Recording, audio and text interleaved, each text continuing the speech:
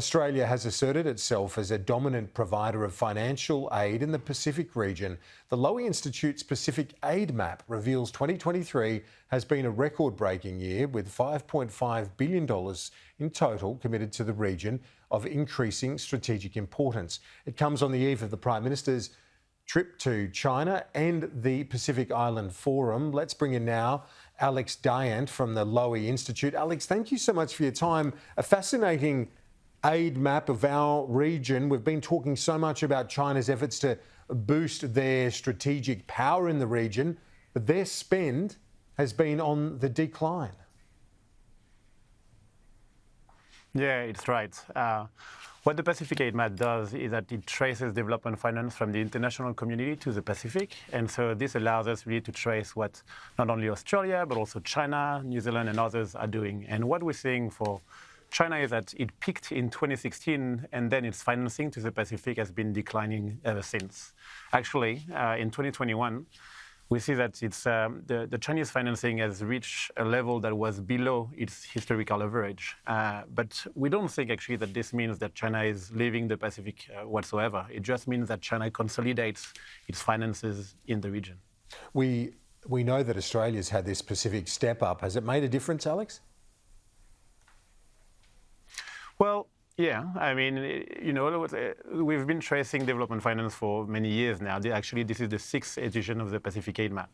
And so what we see is that, you know, development financing to the Pacific has grown more and more every year. And what's interesting to see is that Australia remains by far the main development partner of the region. In any given year, Australia accounts for 40 to 44% of the development financing going to the Pacific. And by doing this, it gives us this role of being the partner of choice of the region. And I think the Pacific Step Up, very much like all the previous policies focusing on the Pacific in the past and in the future, and since then, have actually contributed in Australia's dominant role in the region.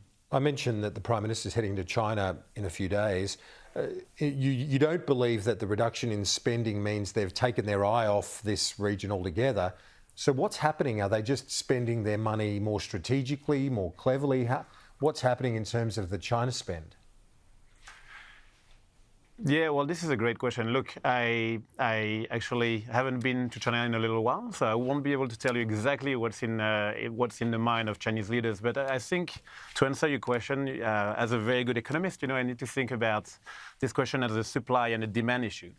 On the supply side, clearly it looks like China doesn't actually want to provide as many loans as it was doing in the past, and this is mostly because, you know, China is actually facing an economic slowdown at home.